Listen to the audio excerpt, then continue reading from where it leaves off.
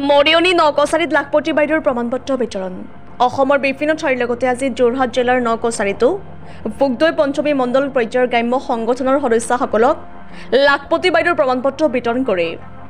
অসম ৰাজ্যিক গ্ৰামীণ অভিযান মিছনৰ অধীনৰ পূব যোৰহাট উন্নয়ন খণ্ডৰ অন্তৰ্গত ফুগদৈ পঞ্চমী মণ্ডল পৰ্যায়ৰ সংগঠনে নকছাৰী দেবৰাপাৰ চাৰিআলিত দৈনিক বজাৰৰ সভাগৃহত এখনি সভা অনুষ্ঠিত কৰি ৭৭ গৰাকী লাখপতি বাইদেউৰ সন্মান অলংকৃত কৰা মহিলাক প্ৰমাণপত্ৰ বিতৰণ কৰে। প্ৰথমে ২০০ গৰাকী মহিলাৰ তালিকা প্ৰেৰণ কৰা হৈছিল যদিও ইয়াৰে ৭৭ গৰাকীহে বৰ্তমান লাখপতি বাইদেউৰ প্ৰমাণপত্ৰ পাবলৈ সক্ষম হয় বুলি জানিবলৈ দিয়ে। এই অনুষ্ঠানত উপস্থিত আছিল ফুগদৈ পঞ্চমী মণ্ডল পৰ্যায়ৰ সংগঠনৰ সভানেত্ৰী মামণি হাজৰিকা, ১৫ নম্বৰ মধ্য নকছাৰী গাঁও পঞ্চায়তৰ প্ৰাক্তন সভানেত্ৰী মামণি বাইলুং গগৈ, জ্যেষ্ঠ সাংবাদিক চক্ৰসেন গগৈ আৰু কেইবাজনো বিশিষ্ট অতিথি। এই সন্দৰ্ভত মামণি হাজৰিকাই সংবাদ মাধ্যমৰ আগত কিছু মন্তব্য আগবঢ়ায়।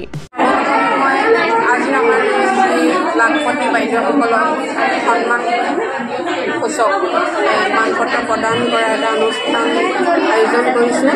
সৰ্বপ্ৰথমে ভাৰতবৰ্ষৰ আমাৰ মাননীয় প্ৰধানমন্ত্ৰী ডাঙৰীয়া মোদী ডাঙৰীয়াক মই ধন্যবাদ জ্ঞাপন কৰিব লাগিব, যিহেতু তেখেতৰ এটা সপোন আছিলে গ্ৰাম্যাঞ্চলৰ প্ৰতিগৰাকী মহিলাক তেখেতে লাখপতি বা কৰৌৰপতি কৰাৰ এটা সপোন আছিল আৰু সেই সপোন সভাই সমিতিয়ে তেওঁ ব্যক্ত কৰিছিল।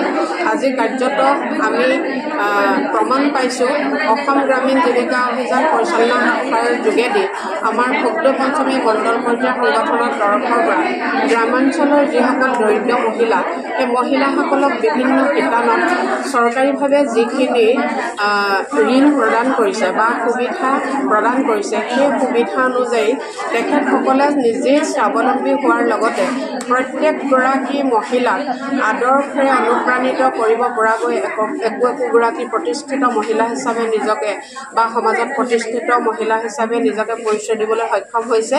আৰু যিসকল ৭৭ গৰাকী 77 গৰাকী মহিলাক আজি ইয়ালৈ আমাৰ নিৰ্বাচিত কৰি অনা হৈছে, সেইসকলক আমাৰ সখী বাইদেউসকলৰ দ্বাৰা বিভিন্ন শিতানত তেওঁলোকৰ কৰ্মদক্ষতা অনুযায়ী তেখেতসকলক চিনাক্তকৰণ কৰা হৈছে আৰু তেখেতসকলক আজি এই সন্মান প্ৰদান কৰিবৰ কাৰণে আমি আমন্ত্ৰণ জনাই আনিছোঁ মণ্ডল পৰ্যায়ৰ সংগঠনৰ তৰফৰ পৰা।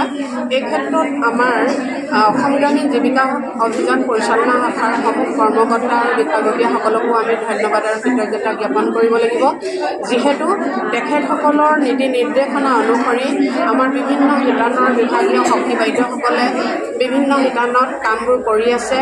মহিলাসকলৰ প্ৰত্যেকটো বিভাগৰ উন্নতিৰ কল্পে তেওঁলোকে দিহা পৰামৰ্শ আগবঢ়াই আছে আৰু তেখেতসকলৰ এই দিহা পৰামৰ্শ অনুসৰি বা বেংকৰ ঋণ আৰু চৰকাৰী ঋণ যিখিনি সদ্ব্যৱহাৰ কৰিব লাগে, যিখিনি কাম তেওঁলোকে সঠিক সময়ত সঠিকভাৱে কৰিব লাগে, এই ক্ষেত্ৰত তেওঁলোকে মনিটৰ কৰিছে, পৰ্যালোচনা কৰি আছে আৰু সেই মৰ্মে আজি তেওঁলোকক নিৰ্বাচিত কৰি অনা হৈছে আৰু আমাৰ মণ্ডল পৰ্যায়ৰ সংগঠনৰ তৰফৰ পৰা তেখেতসকলক একোগৰাকী আমি লাখপতি বাইদেউ হিচাপে এই সন্মান প্ৰদান কৰিবলৈ সক্ষম হৈছোঁ।